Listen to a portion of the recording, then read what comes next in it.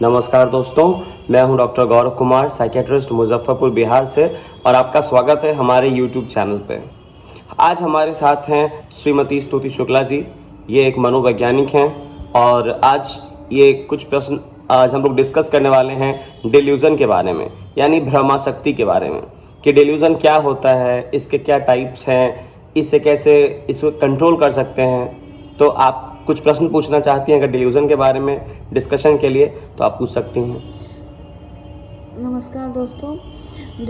Sir आपसे मैं ये पूछना चाहती हूँ कि डिल्यूज़न क्या होती है? बिल्कुल, तो डिल्यूज़न एक तरह का भ्रम है जिसको हम लोग भ्रम आसक्ति भी बोल सकते हैं, जिसमें जो मरीज़ होता है उसके मन में कुछ भ्रम बैठ जाता है और जिसको जो सत्य नहीं है, जो समाज की अवधारणा के विपरीत है और जिसको तर्क के द्वारा, बातचीत के द्वारा जिसको समझाया नहीं जा सकता है, जिसको पलटा नहीं जा सकता है, उसे हम भ्रमाशक्ति या डिल्यूज़न भी कहते हैं। तो डिल्यूज़न बहुत सारे मानसिक रोगों में एक लक्षण है।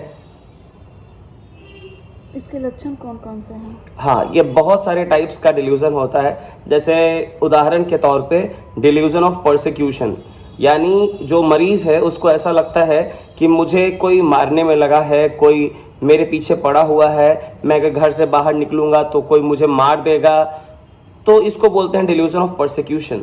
एक होता है डिल्यूज़न ऑफ एरोटोमेनिया, यानी कि फलाना लड़का या फलाना लड़की मुझे बहुत ज़्यादा प्यार करता है, मुझे लाइक करता है, मेरा दीवाना है। तो इस तरह के डिल्यूज़न को बोलते हैं डिल्यूज़न ऑफ एरोटोमेनिया। कभी कभी डिल्यूज़न ऑफ कंट्रोल भी हो जाता है मरीज़ों को, जिसमें उन्हें लगता है कि कोई मुझे कंट्रोल कर रहा है, जैसे चाहता है वैसे मुझे नचा रहा है। कई बार डिल्यूज़न ऑफ रेफरेंस भी होता है, जैसे लोगों को लगता है कि फलाना लोग मेरे बारे में बातें कर रहे हैं, मुझे मारने का षड्यंत्र रच रहे हैं, मुझे पता है कि वो मेरे ही बारे में हमेशा बातें करते रहते हैं। इसे हम डिल्यूज़न ऑफ रेफरेंस बोलते हैं। कभी कभी मरीज़ों को डिस्मॉर्फिक डिल्यूज़न हो जाता है, जिसमें उन्हें लगता है कि मेरी नाक टेढ़ी हो गई है, या मेरी आंख भैंगी हो गई है, या मेरा दांत बाहर आ गया है, या मेरे बाल जो हैं दूसरे टाइप के हो गए हैं, या मेरे गर्दन की हड्डी टेढ़ी हो गई है। इसको बोलते हैं डिस्मॉर्फिक डिल्यूज़न। एक होता है डिल्यूज़न ऑफ विचक्राफ्ट, यानी मुझे किसी ने कर दिया है, कोई मुझे करवा दिया है, फलाना डायन है, उसने ऐसा किया हुआ है।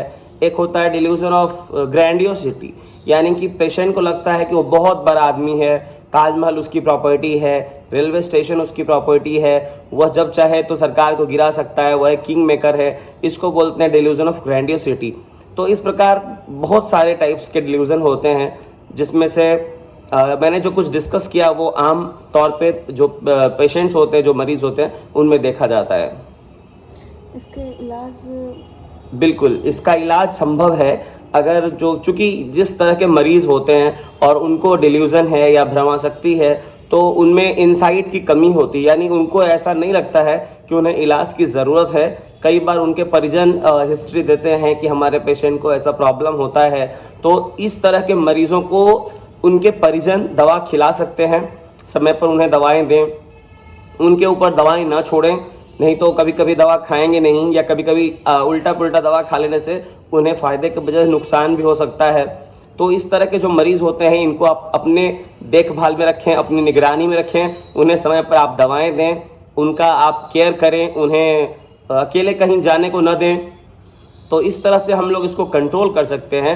और कई सारी बीमारियों में, जैसे कि स्किज़ोफ्रेनिया, पैराफ्रेनिया या बाइपोलर डिसऑर्डर या एक्यूट साइकोसिस में भी आप डिल्यूज़न पेशेंट्स में मिल सकते हैं। और जाते जाते मैं आप सबों के लिए एक संदेश देना चाहता हूं कि जिन पेशेंट्स में भी डिल्यूज़न है उन्हें विशेष देखभाल की आवश्यकता है, जब तक उनका डिल्यूज़न कम नहीं होता है तब तक। और ऐसा नहीं है कि मानसिक रोग की दवाएं चलने पर जो डिल्यूज़न है वह तुरंत खत्म हो जाता है। इसको कम होने में थोड़ा वक्त लगता है, क्योंकि ऐसा देखा गया है कि जिन भी लोगों को डिल्यूज़न होता है उनमें डोपामिन एक तरह का न्यूरोट्रांसमीटर है, इसका स्तर काफ़ी ज़्यादा हो जाता है। तो इसको कंट्रोल करने के लिए जो आपके डॉक्टर हैं वो कुछ एंटीसाइकोटिक दवाओं का प्रयोग करते हैं, जिसके इस्तेमाल से डोपामिन का स्तर कम होता है और डिल्यूज़न धीरे धीरे कम होता जाता है। लेकिन इस प्रक्रिया में कम से कम 2 से 3 हफ्ते का, कभी कभी 1 महीने का भी वक्त लग जाता है। तो कृपया धैर्य बनाए रखें, अपने डॉक्टर के संपर्क में रहें और अगर मैंने पहले भी कई वीडियोस में डिस्कस किया है, अगर आपको कुछ लगता है कि ऐसे प्रॉब्लम्स हो रहे हैं जैसे कंपन होना या मुंह से लार आना या आँख ऐसे होना या बार बार पेशाब होना या पेशाब होने में दिक्कत होना या सूजन होना वगैरह, अगर ऐसी समस्या आती है तो आप अपने डॉक्टर से संपर्क करें। दवाओं के डोज के एडजस्टमेंट से इसको निश्चित तौर पे कंट्रोल किया जा सकता है। और खान पान भी उन्हें समय से दें और उनका केयर रखें, उन्हें अकेले कहीं जाने को न दें।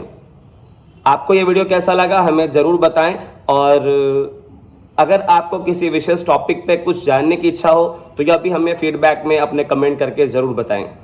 आपका बहुत बहुत धन्यवाद। आपका दिन शुभ हो। नमस्कार।